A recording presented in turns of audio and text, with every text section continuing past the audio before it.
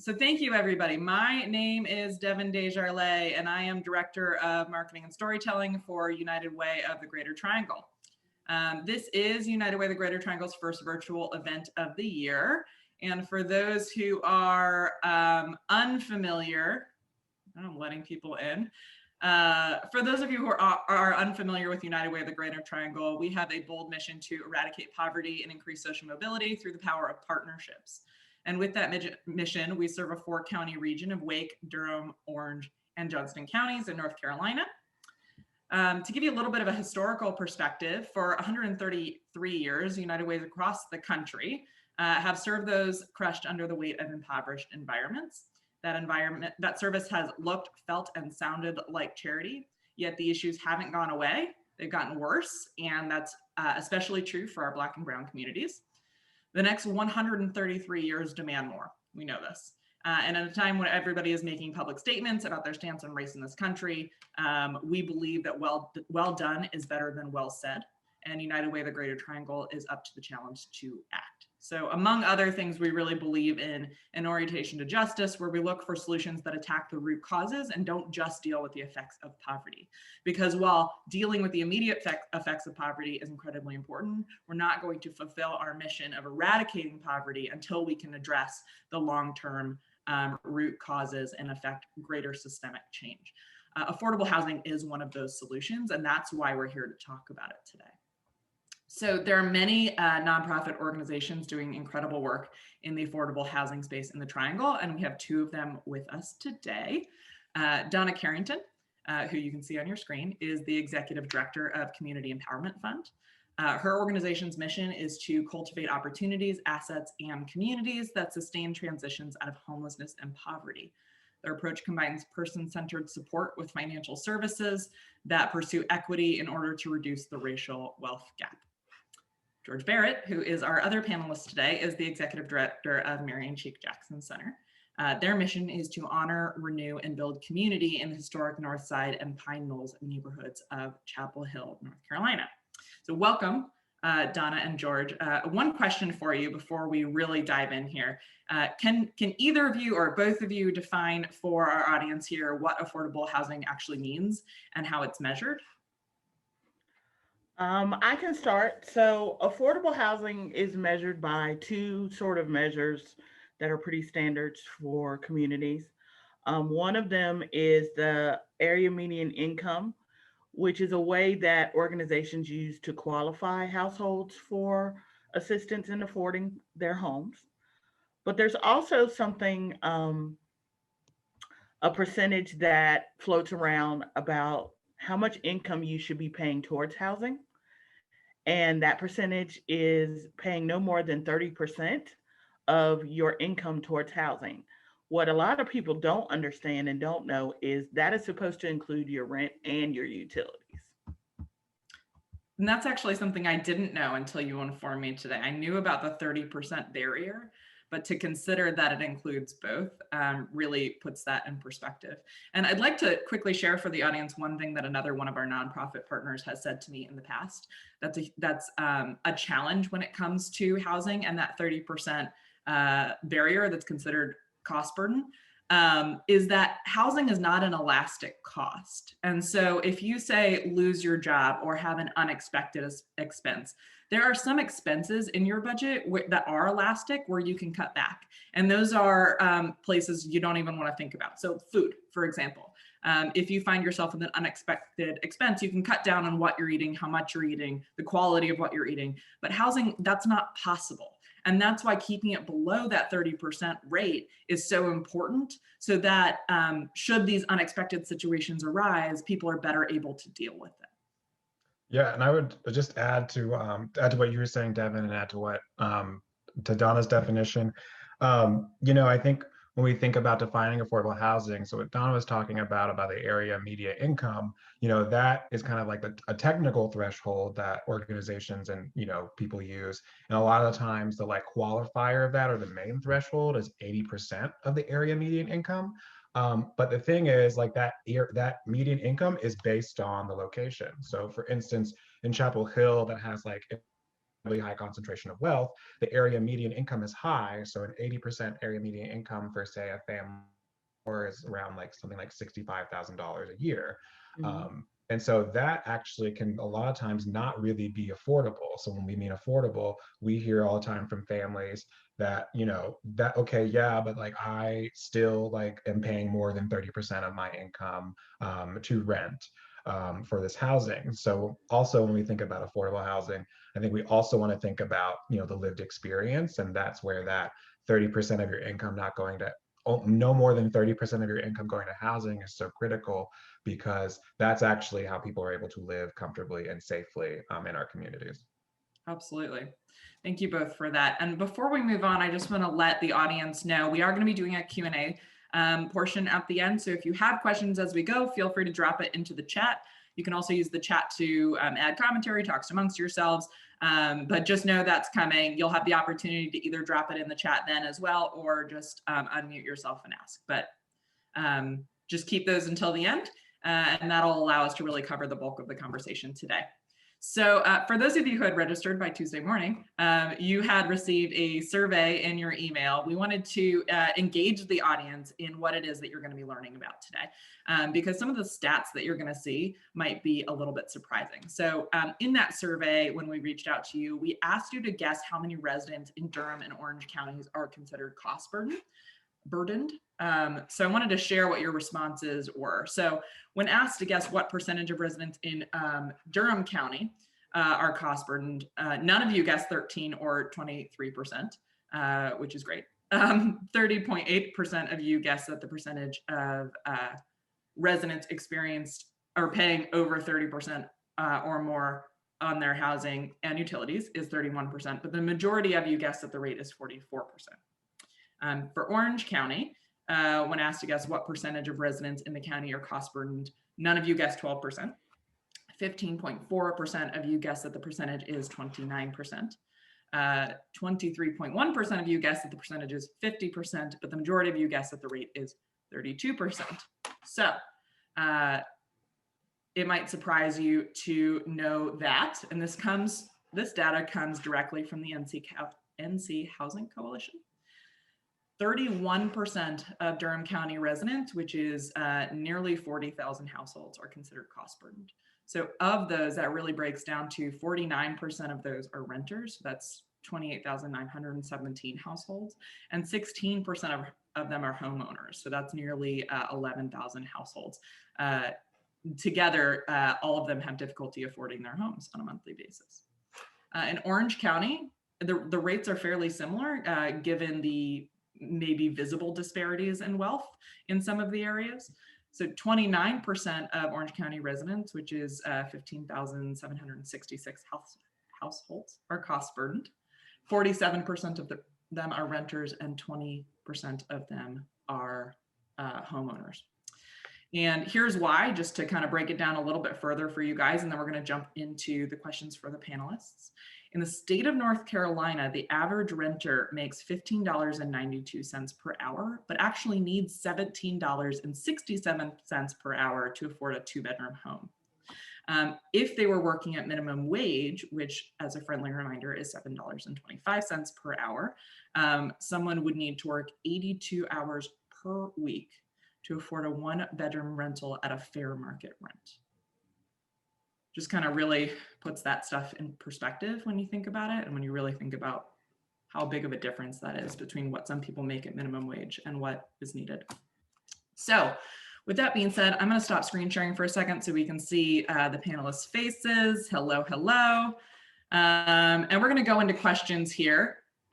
First question is for George. Now that we've set it up and we know why we're here, can you tell us how your organization specifically approaches solving for affordable housing, and what's unique about the Marian Cheek Jackson Center's approach?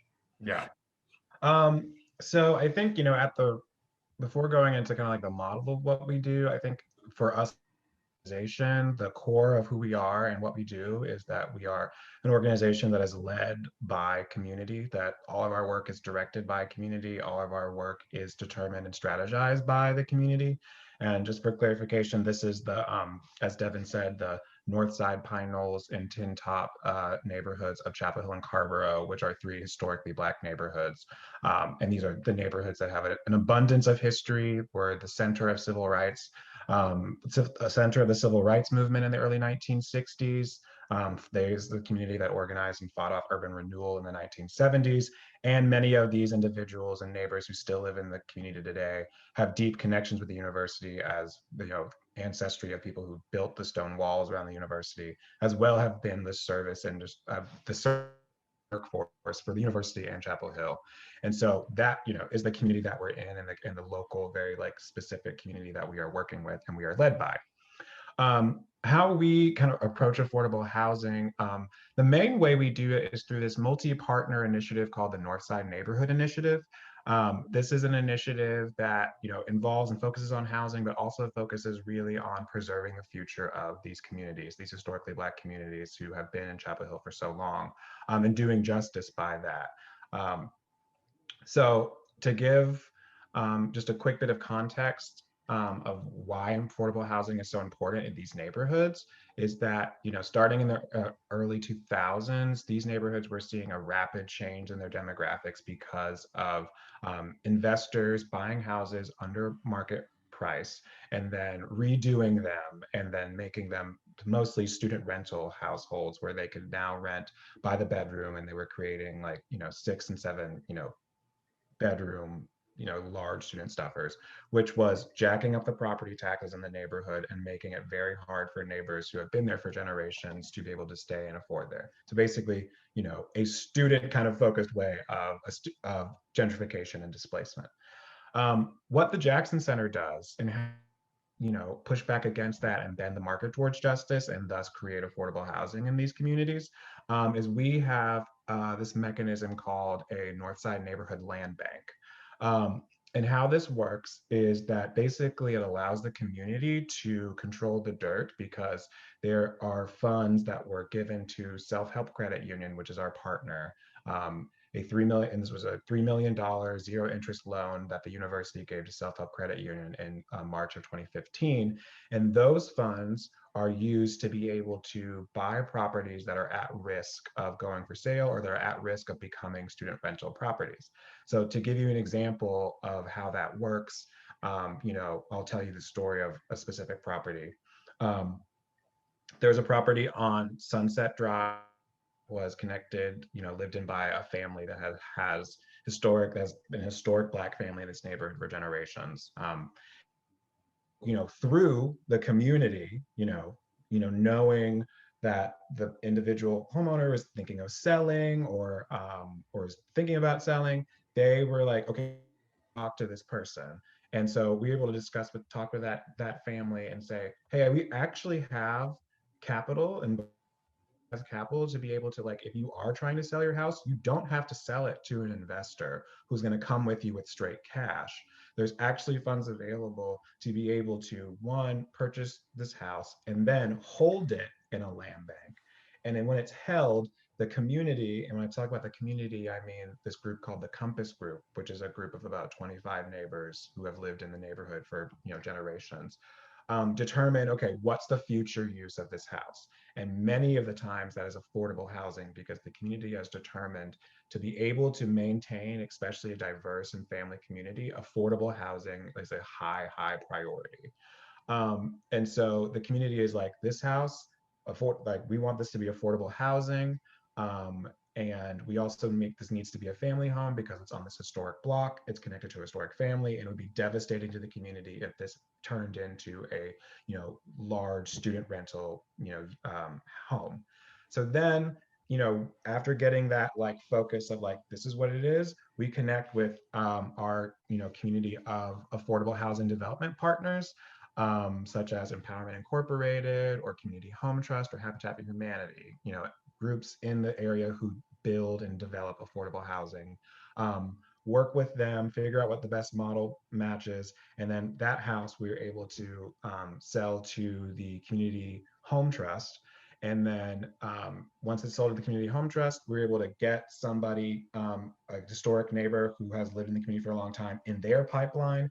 they got connected to the home trust, and then that community member bought that house. And now the person living in that house at an affordable rate are first-time homeowners, a Black family that has lived in the community and connected to the community for generations, and also has their grandson go to the elementary school, Northside Elementary, and is, an ability to have their family legacy stay in the community. And that's just one example. And we've been able to scale that up and do that, 40 times over to be able to create now 34 units of affordable housing and have majority of the people in that housing be people of color and be Black individuals and Black families, and have a good portion of them actually have historic ties to the community. So for us, it's the units, but it's also, driven by community, and it's with a focus of sustaining and preserving a future of this historically Black neighborhood. Thank you for that. One of the things I really love, and one of the things that the audience is going to hear about today, is just how creative the solutions to affordable housing can be, and just how different the approaches can be. And having a strategy that's by the community for the community to solve for some of these community problems is really a great example of a justice oriented solution. And so I also appreciate that you were able to provide that real life example so that we could get inside their heads, we could get inside their home and visualize what that might feel like and what that might look like to be able to keep your family legacy in the place that it's been for so many years. Donna, what does justice look like in CEF's approach to affordable housing? So some of CEF's approach is also community. We have groups of people with lived experience, meeting of the minds in Chapel Hill and Time and Talents in Durham, that make advocacy initiatives and work towards advocating for themselves for affordable housing in each of the geographies. We also have an advocacy choir that has gone to town council meetings and different meetings in the community to express what it means for our members to talk about affordable housing and what affordable housing means to them. We also have a one-on-one relational approach that we want to be supporting people in not only applying for affordable housing, but also finding it, but also doing some of the other things that it takes to get there, to talk about budgeting, talking about credit. And we also have match savings accounts that give people a 15% match to whatever their savings goal is towards whatever goal that people are usually setting. And these days, people are setting it around housing. We talk a lot about the 30% and below AMI because a lot of our members are in that AMI. They're low wage workers, they're elderly, they're disabled, and their incomes are going to fall in that 30% and below. And we really try to make sure we're connecting in the community to advocate for that. Lots of plans that are done around affordable housing do not always include these people. In HUD funding, there is no inclusion of these people. And so we're trying to make sure that we're at the table to say, actually, we have a group of people that fall in this AMI that need housing and need to be provided for. And so that is some of the ways that we as an organization are approaching affordable housing. One last thing is we do have in Durham a housing access coordinator that is doing the work of connecting with landlords to talk about people that may have criminal records or other barriers to make sure that they can get housed also. And for people to understand that with support, with second chances, that everyone should be able to access affordable housing. Thank you for that. You really spoke and emphasized that creativity that I was talking about, not just in terms of using the arts, like your choir group or your CEF art show, which I happen to know about, to influence the community and the community's access to the tools and solutions that they need, but also your 360-degree approach. It's not enough to say, here you go, here's all this affordable housing that we've built for you. You also have to change the systems that allow people to get into the housing, because there are barriers that naturally come with experiencing poverty that somebody who's not experiencing poverty might not have to deal with. And so the fact that you guys focus on it from both an individual and group and community level using these different platforms is really fascinating. And it's great to see how that leads to the successes that you guys have experienced. So question for both of you, or whomever wants to take it, what does the average person need to know about affordable housing? Like, is there a common misconception that we haven't talked about yet? I think there's lots of common misconceptions. I think the one that I always think about is, and I always hear from people is, well, there's lots of housing in the area. I don't understand why people can't just access that. And I always say to people that just because there's lots of housing doesn't mean it's affordable. Doesn't mean it's affordable for all of the people that are trying to engage with that housing. George bringing up the fact that the area median income, especially in Chapel Hill, is incredibly high.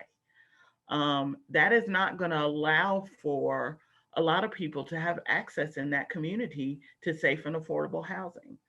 The rental prices are skewed towards having students with parents that can co-sign for them. And not skewed towards people that have low wage jobs, or are living on disability incomes, or even the older people in our community. So I think that's the misconception that I always hear is, I see all this housing, why aren't people in it? And those are some of the reasons why. I think to add on to that, I mean, and what Donna was talking about access, I mean, one thing people might not know is that, like, especially around rental, which is like a huge need, there are, rental companies and developers who, for instance, won't accept housing choice vouchers.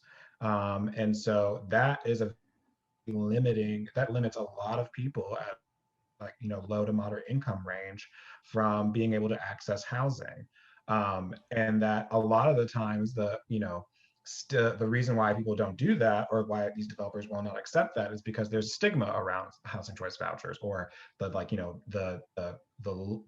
not unpolitically correct, but just like the not great term sometimes of Section 8. Like Section 8 kind of has more of a connotation to it, which is one of those huge misconceptions, and that's something that people need to advocate for, because a lot of time, people who have housing choice vouchers, one, it's very difficult to get them. You have to go through a lot to get the voucher. There's very limited amount of places that accept the housing choice voucher. And the people who have those are going to, be great tenants. They're going to take care of their homes. They're going to value their homes. They're going to, want to stay there for a long time, and probably be some of the most secure tenants that you could have, that any landlord could have. So I think, that misconception. And I think there's also things that, not just these big companies, but individuals who have maybe, a property that they own that's been in their family that they've been thinking of renting, there's ability to rent to individuals, with housing choice vouchers, who will be probably some of your best tenants possible. So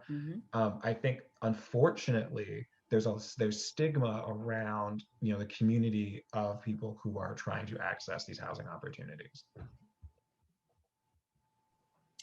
Thank you for that. And another thing that I wanted to bring up, and I think it's more applicable to individuals experiencing homelessness, but I think it's also relevant here, is another misconception I hear is, well, if they can't find housing that's affordable there, if they can't find a home there, go elsewhere, go somewhere else. And what people forget is that your support system is where you live. And so if you grew up in the Chapel Hill community, that's where your grandmother is, that's where your mom is, that's where, your sisters and your brothers and your fathers and your uncles, you rely on that support system to help get you through, to perhaps help you financially sometimes, or help with childcare, depending on what your challenges are. And it's not as simple as just saying, okay, well, it's not working out for me here, so I'm going to go to Garner. If you rely on public transportation, the actual moving of from one geographical region to another creates umpteenth more problems and challenges to deal with. And so being able to support individuals and families in finding the housing that they need for their circumstances in the area where their support systems already exist is so vitally important. So let's move on here. This is an awesome conversation. Thank you guys so far. George, can you tell us a little bit more about how Marian Cheek Jackson Center came to be in Chapel Hill specifically, and how it's really become, I've heard it described as a beacon of light in the community, so I'm going to use that terminology here. Cool, cool. So yeah, so, the Marian, Cheek Jackson Center, was very much an organization that responded to what was going on and responded out of deep listening and guidance from the community. Before it's the traction of our trajectory is I think very unique in the nonprofit, could be unique in the nonprofit sphere, because work that led up to before the Jackson Center's founding, there was never an intention of having like a nonprofit. Back, I would say in the early 2000s, around like 2000, between like 2003, 2006, this is when a lot of this change was happening. And there was a group of kind of like ragtag group of people that ranged from obviously neighbors, but local church leaders, some nonprofit leaders, as well as students from the university, and one or two faculty who are deeply invested in connecting to the community, were coming together, realizing that this neighborhood that has been the core of the Chapel Hill and Carborough community for many generations was the most diverse neighborhood probably one of the most diverse neighborhoods in the community, and had given so much to not only the university, but to the town, was at risk of being lost and was changing rapidly. And people were gathering around and trying to figure out and strategize, how do we maintain this community? How do we preserve this community? Simultaneously, what was also happening in that period of time is that young people were doing oral histories with historic residents of the community, which I think makes us our kind of trajectory very unique. And in this, in doing these oral histories, people were learning about this history, this abundance of history that a lot of individuals do not know about the neighborhood, and about how this neighborhood and how the people from this community were so connected to the national and the local movement, and have done so much and have so much incredible history of struggle, but also history of resilience, specifically Black resilience. And in this, that was also how relationships were being formed, and people were doing that and going to church with individuals and going to party, like all these community, was building. And then through that, starting it, and also responding to, what was going on and doing organizing around that. In 2009 is when, the Jackson Center was finally founded. And it was founded as a place to hold, at that time, 50 oral histories in trust inside the community, that the community had ownership of. But also, not just that, through this listening, there was also this call to respond. There was this call to act. And so through that oral history listening and things, that's when starting thinking about developing things like a newsletter to go out to the members of the community, that to go and advocate for local policies at the town council and other institutions. As well as, trying to figure out, how do we also sustain this community, not just from housing, but in a holistic way. And then we were incorporated in 2012. And then again, in 2015, again, through these conversations, connections with the university, all these things were when we were able to, in partnership with Self-Help, receive the funds to be able to administer the land bank that I talked about previously. So for us, like, affordable housing is a major part of our work, but it's one part of a larger ecosystem of work that we are doing, and that we are doing in collaboration with and led by our neighbors. But at the very clear foundation of it is listening. It is it's oral history listening. It is deep relationships with community, and it's thinking creatively about how do we continue to tell the story of this community, as well as sustain it at the same time. Thank you for that. I appreciate it.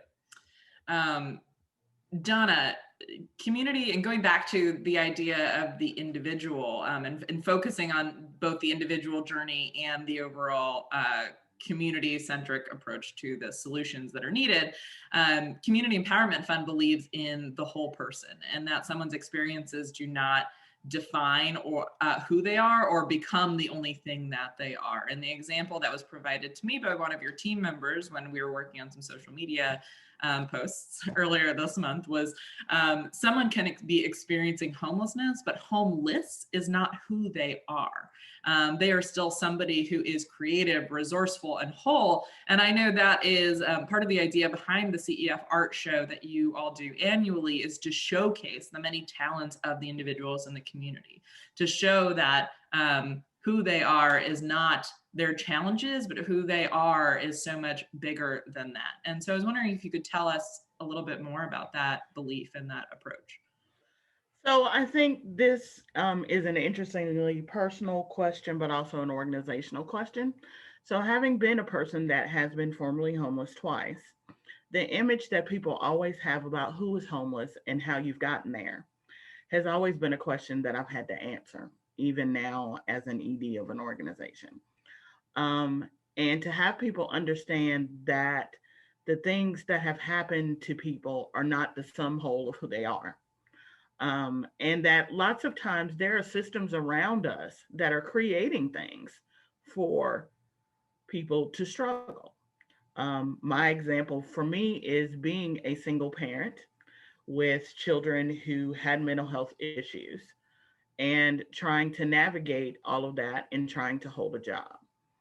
Um, Ended up getting us into a place of where we became homeless. If we had accepted that it was the all of who we were, would we have been able to move forward and to get into a place of stability? Probably not. And so I hope in a lot of ways that the example that I'm always talking to people about is about being a person of lived experience. I think that's important. And I think that's where CEF is unique in the fact that we are being led by a person that has the lived experience, but also we're making sure that the people that are interacting with other people have some level of lived experience. We have several of our staff members that also have had housing instability throughout their own lifetimes. Um, but we also want people to understand that being resourceful and whole means that you know what you need. You've been able to survive before and you know what you need. And we're here to support you. We're not here to tell you what to do. We're here to give you information. We're here to do some of the things that may be hard for people to do because the systems make it hard. You know, the systems make applications so many pieces that people get overwhelmed. And we have advocates that can sit down with people and say, I can do this part. Can you answer these questions for me so that I can help you? Um, and that's the way that we as an organization want to show up, is to be able to support people through those processes, but also sometimes to advocate against those processes being so detailed and so large for people to have to engage with. Why does it have to be so complicated? Why do people have to explain all of their barriers from way back when something has happened? And so for us to be able to support people through those processes, whether it's us writing a letter explaining that for them, whether it's us helping fill out the applications and helping you gather with all of the pieces.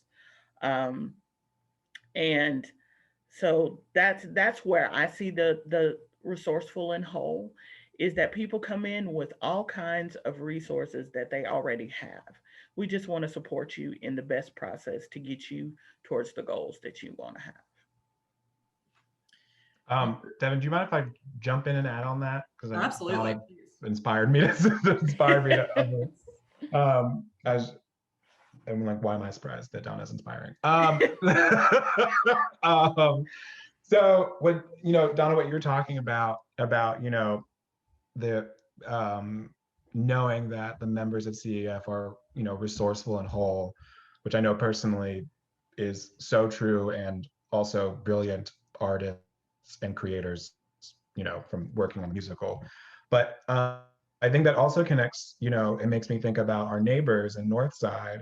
And, our approach is that we know that like this is a community has and can determine their future. This is a community of self-determination. This is the community who knows how to solve their own problems. There's nothing, like, and really, if you give individuals and community the resources and the ability and the space to solve these problems, they will solve it better than anybody, better than any consultant, better than any outside strategist. Like, no, don't talk to me. I know how to solve my own problems. But Yep. I think, and thinking about that, you know, that is so true not on the community and not just on like the large community scale, but working with members side panels and tin top, especially around housing, you know these neighbors, our neighbors and our residents are able to be the strategists to really think about what are all the different options that we can do for like not only this house but the larger scale initiative and how we want to determine the future of like sustaining this neighborhood. Members, and this is something that always people should always think about. It's like these are members of this community can be the strategists, can think about the really hard questions that are balancing the gives and gets of like not only a property but like the larger picture, can chart the vision forward of what they want to see and what they want to do. And so I think that just goes to realizing that like in the communities who are not only most affected but where these problems or these challenges are, the way that things work is when you like take a step back and you lean into having these individuals direct you and our community direct you and how it's supposed to go, because they're incredibly resourceful, have been, incredibly whole, have been. This is the community that has been organizing for justice and community justice for decades. So when people say like, how does this work, how does this go on, it's like we're working in a community that has been doing this and being creative and fighting for justice and strategizing and organizing for for multiple decades and multiple generations. And so that's nothing new that we're doing. As we're facilitating it and working to get the resources to support it, but the guidance of who does this work and who determines this work is the community who has been here for so long, because we are resourceful and whole. Absolutely. Thank you guys so much for that, from both of you. I can't possibly add anything to what you said, but I'm going to try. Prior to this, and some people here might know this, I worked in Los Angeles, and Los Angeles has a huge problem, huge challenge with homelessness, and people, because of economic factors, people falling into homelessness more often than people can come out of homelessness. And so I had the opportunity to work with and alongside and talk to really incredible people who had been living in permanent supportive housing for years at that point. And their stories, much like what Donna was explaining, always struck me because they were normal individuals, quote unquote normal, who experienced severe challenges, but the onus was on them to figure it out. The onus was not on the system to change it. And we wonder why the solutions being put into place, sometimes, often, depending on how you're looking at it, by our local governments, by our political leaders, aren't as effective as they could be. And it can come down, it feels like, to the lack of the lived experience, the lack of understanding of what comes with it, the lack of understanding of what those challenges feel like, and how it's not just one challenge, it's a boulder that rolls downhill every day. And your responsibility is to push it back uphill while also dealing with everything else on your list. And so I really just thought both of you provided great examples on different sides of the spectrum of what a community-centric solution looks like. And I thought that was such a good example of what it is that we're talking about here today and why that's so important. So I know we already have a couple of questions in the chat. So I just have one more question for you both before we jump into those. if you could solve an immediate need that you see within your respective communities as it relates to affordable housing and the injustices that exist currently, what would that immediate solution be? I think for us, and specifically talking about like the North Side Land Bank, one an immediate solution would be more funding. The price of housing continues to increase. We have seen, at the beginning of this process, a property, the average rate of a property that was going up for sale might have been $200,000, and now it's $1,000. And so, to be able to have the freedom to not have as like tight amount of choices and to be able to work from a place of abundance and even do maybe even larger scale multifamily projects and things like that, would come with more funding. And I think that would immediately solve many issues that also would then specifically give more funding, and that also can be on the local government side of more public subsidy to be able to not just only purchase these houses, but also buy them down to be even more affordable than they already are. Which will get greater access for individuals who want to not only be homeowners, but want to rent and just create more options in the community. I think this issue around getting landlords to accept housing choice vouchers is the thing that I was thinking about, because in both the Orange County and Durham County communities, this is a problem. And a lot of that is changing that narrative of what people think people with housing choice vouchers are. But some of it is also getting landlords to understand um, that the process of connecting to start this process is not that complicated. Um, that these are going to be good tenants, that these are going to be tenants that this is within that 30% for them. So the way that they live and how that they can live can be more fruitful because they're not having to overspend to be able to live. And I just think that if we were able to do some of that, changing that and having that accepted, maybe that would allow for more housing choice vouchers to come into our communities. Because the more that we're not using them, they're not going to continue to be offered that way. And so, yeah, I think really changing that narrative and getting landlords to accept housing choice vouchers and to understand that these are good tenants, that this is guaranteed money, that this is helping someone be able to live within their means. Thank you. And I'd be remiss not to mention to everybody on this call, if you are a landlord in Durham or Orange County and you would like to speak to CEF about potentially accepting tenants with those housing choice vouchers, please do get in touch with them. They not only, I know, have a landlord incentive program in Durham, but they also personally help escort the tenants throughout the course of the relationship between tenant and landlord. So it's not as if you are just accepting the tenant and CEF's like, we did our job, great, thank you very much. But they are there to support both the tenant and the landlord throughout the entire relationship. So their website, Ari from the CEF team shared a link to their website and also a link to their 2021 art show in the chat. So if you are interested, please do reach out. We have a couple of questions in the chat and about 14 minutes left. So I'll just start in order if that works for you guys. Mm-hmm.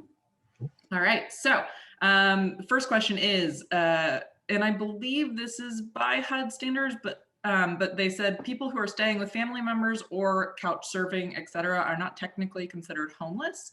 And so this person wanted to know, do you feel that the definition of the word homeless needs to be changed so that these individuals and families can be included in that definition? And this person said they asked the question because then they maybe would be able to possibly have faster access to services like the housing choice vouchers. So this was a HUD change. It actually, there used to be that people were considered homeless if they were doing things like couch surfing and doubling up. This was a HUD change. When this changed, which was 2012, I was one of the people that did not agree with this because I don't think the change was informed by people living the experiences. This is another place of where, you aren't talking to people that are actually living the experiences of what are going on to make sure that your policy lines up with what's actually happening. So I am definitely a person that it would advocate for going back to the original change, because I do think that is more representative of what does go on in our communities. If you're thinking about families, families are more likely to try to double up than to be on the streets. There's all kinds of legal implications around children and everything else that honestly scare families. And so they will go into a situation of where they will try to be doubled up somewhere to be safe. However, that cuts them out of being able to get some services that would be beneficial for them. They can't be declared homeless, they can't be declared chronically homeless, which funding in some communities are based on those criteria. And so it makes it really hard for people to get out of that cycle and get on their feet, because of HUD's definition. Um, I can have a little hope that with new administration, new HUD leadership, that maybe that can be something that can be looked at, especially because COVID is causing more people to become homeless, to becoming housing insecure. And maybe that definition can change simply because this is showing up with a pandemic in ways that were predictable, but here we are. Let's look at it again. Go ahead. Yes. How could we, as the US, go about changing the HUD statement back to what it was? How can we go about doing that? I think someone's going to have to make whoever heads HUD in this administration aware of this issue. I don't think that the past administrator was willing to even look at, was this actually feasible for what is actually going on the ground. Um, and I think it's going to take groundswells of people from lots of different states and different circumstances to advocate for it to go back to the original definition. But also, I think for HUD, there's a funding issue. The more that you can limit things, the less funding you have to do. And so that's something that the whole of this new administration is going to have to be willing to be okay with. That funding this old definition is going to cost more, but in the end, it will help people be able to. It will help more people to be able to be more stable. Thank you for that, Donna. Mhm. The second question we have, Virginia wants to know more about the role of accountability within both of these organizations, and specifically, how do you create the commitment of accountability within your communities? Yeah, so and thank you for that question. I saw that question. I was like, that's a fantastic question. For us, I mean, now I think I know with being, an organization that is rooted in community and a part of the community and led by community, there's a lot of accountability that happens because of those deep relationships, and also because our work is in a tight-knit community, so people also like know what's going on. So for example, like if a house is sitting, the house that like was purchased in the land bank has been sitting for a while, people will regularly be like, why is this house sitting? Going on with it? Like, can we do something about this? Like, this is why is it taking this long? And so there's a lot of that because we're so rooted in community, that like accountability for not only what has been said to do like with a house to create affordable housing or another option, but also along the process is so there because people know us so well, and the community is the one determining what the future and the strategies of it. So because of that, it's built into the structure that like if there's any deviation from that, especially deviation without a conversation, we will like automatically be held accountable. We're like, wait, we said we were going to do this strategy. We said we were going to do affordable rental. Like, why are we now deviating to not do affordable rental? And even if you do explain it, it can be like, okay, that makes sense, but like, this is something that is important to us. like, how can we make this work? How can we make this possible? Because it's essential that either this property or a set of properties are affordable rental at this price. And so I think that isn't, so that's so ingrained in the fact, in when you have a process and a model that centers community and is driven by community, that accountability is built in there. I think also how it shows up for us also goes on the advocacy arm, because, you know, especially we hear from the community and are organizing with community around policies around affordable housing, around policies of development. And so, you know, we, you know, that communication comes to us, and then we continue to, you know, not with our neighbors, you know, bear witness to what we have heard. And we consistently say at council meetings and to elected officials, to institutions and organizations, like, this is what we heard, and this is what you said you were going to do, and this is what we heard. And this is coming straight from, you know, our experience with community. We are not representing community. We are saying this is literally what has been said to us. And so when we're held accountable, we are also able to hold those institutions or organizations accountable for the plans or projects or whatever they said they're going to do. And they know that they're, I mean, this is going to sound maybe cynical, but people are watching in a sense, because people are aware, people are engaged. This is an incredibly engaged community that has always been engaged. Like, you're not going to pull anything over on us. Like, people know, like, and people will advocate for it strongly and effectively and beautifully. And so on that lens, that's also, like, you know, how we work with community, hold our own selves accountable, and also hold the institutions and organizations that make these decisions accountable for the decisions that they've made. Thank you. And then I think with us, the accountability comes in the fact that on an individual one-on-one level, the member is setting their goals. So we're doing what the member is wanting and being led by the member. So the member is setting their goals, and we're just coming alongside and supporting. So the accountability is whatever the person is wanting to do at that time. And I think with our member-led groups, you know, they hash out what their goals are. You know, whether it's going to a town council meeting because there's a particular agenda item that they think that they need to advocate for, they're going to go as a group. They are both led by an office and community organizer who is really entrenched in knowing each individual that is coming through our organization, but also being a part of those member-led groups, to know what is important.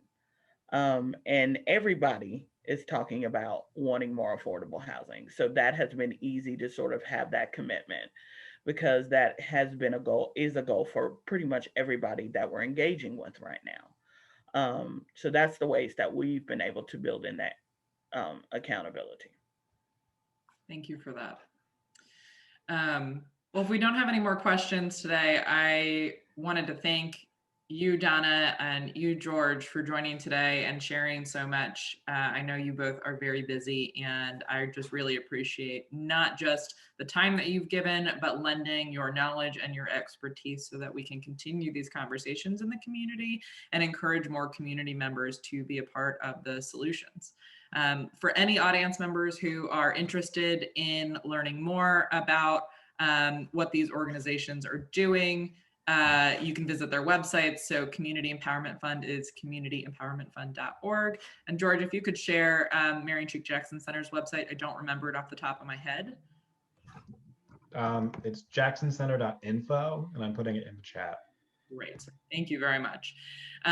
Finally, if this was interesting to you today, United Way will be continuing these Justice Series conversations once a month with a common theme. The goal here is to explore why justice-oriented solutions to the challenges related to poverty in our communities are so important to creating the systemic change that's needed. The next one will be on Friday, February 19th, same time, 12 to 1 p.m. And it's called Justice Series United for Equitable Grant Making. In this conversation, we'll speak with representatives from John Rex Endowment and Triangle Community Foundation, both of whom are representatives of the Triangle Capacity Building Network, to talk about how equitable grant making can better equip local nonprofits with the internal capacity that they personally need to overcome and adapt to every hurdle they're faced in supporting our community's most vulnerable neighbors. So if you are interested in that, you can find it at unitedwaytriangle.org/events or on our social media, in our email newsletters, on Eventbrite, anywhere that we're talking, you will find that link. So thank you so much. I hope everybody has a great rest of your day.